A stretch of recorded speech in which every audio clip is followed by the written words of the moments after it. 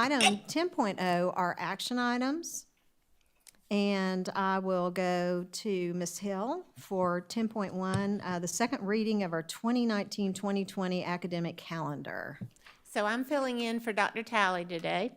And this, as you remember, is a continuing discussion. So we brought to you the 1920 academic school calendar back in May for second reading, but there was some discussion about spring break and when it fell and when it might fall and whether it needed to change. And there were some opinions voiced at citizens' participation in some of the following conversations. So we decided to, at your request, we decided to get a larger pulse of what the feeling was in the community. So we surveyed all our parents. We have an online registration system that parents use to fill out all their paperwork and often pay their fees and everything before school starts. And so what we did was we added a question to that paperwork asking them one of these. They had to make a choice between option 1 or option 2 as far as it applied to spring break. So you can see that option 1 involved keeping it spring break around Easter, either that Easter weekend would anchor it on the beginning or anchor it on the end. And so we also told them that we would do everything we could in either option to protect the Friday of Easter and give it to them. So either option would have had that. And then option 2 was to tie spring break more directly to the end of the third 9 weeks, which is also the end of the third of the academic quarter, or shortly thereafter, that it would have been based on that criteria. So we surveyed the parents first through online registration, and 22,872 parents responded, and of those 16,186 chose option 1. And then we surveyed the staff, and the staff in a separate survey, we have about not quite 4,000 employees, and so we had almost 2,000 of those reply. 1,847 responded, and of those 1,094 chose option 1.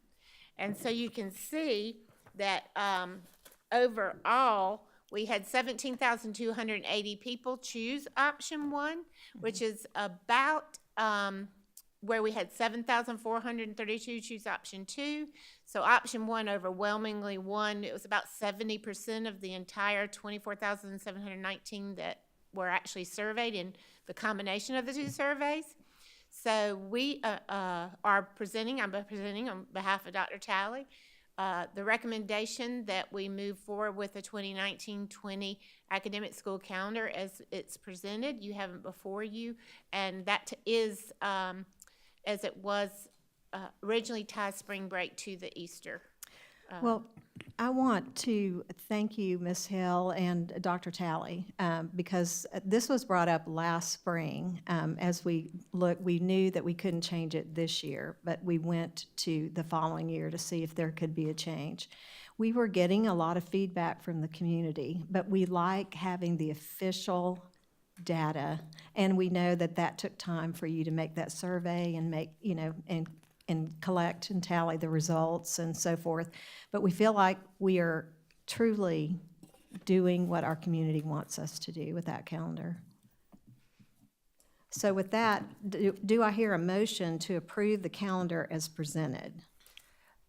Madam Chair, I move that the board accept the administration's request to approve the 2019-2020 academic school calendar as presented by Dr. Talley by way of Mary Beth Hill. Thank you, Ms. Green. And do I have a second? Second. Okay, thank you, Mr. Anderson. Any discussion or comments, board?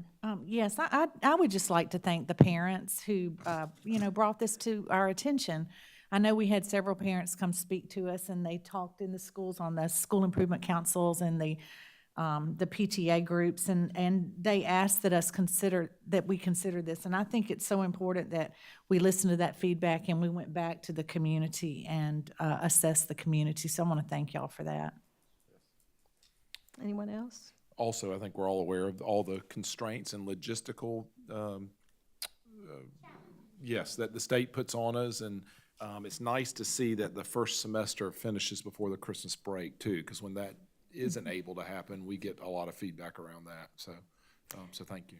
And I know that we will be advocating for autonomy for our own start dates with legislators this year. That's one thing I think that we're going to be bringing to their attention again. So as far as the start date. Well, and as a parent, I'd like to say that just the calendar that we, is on the table, has a nice little long weekend in March as well as the spring break where we've traditionally had it. And as a parent, that spring stretch is a long haul, and everybody's tired. And I think that's going to be a nice little addition to our calendars to have that long weekend in March. So, Okay. As long as there's no ice or snow. yes, yes. All right. Well, with that, we'll take a vote. All in favor? Aye. Any opposed? And the motion carries.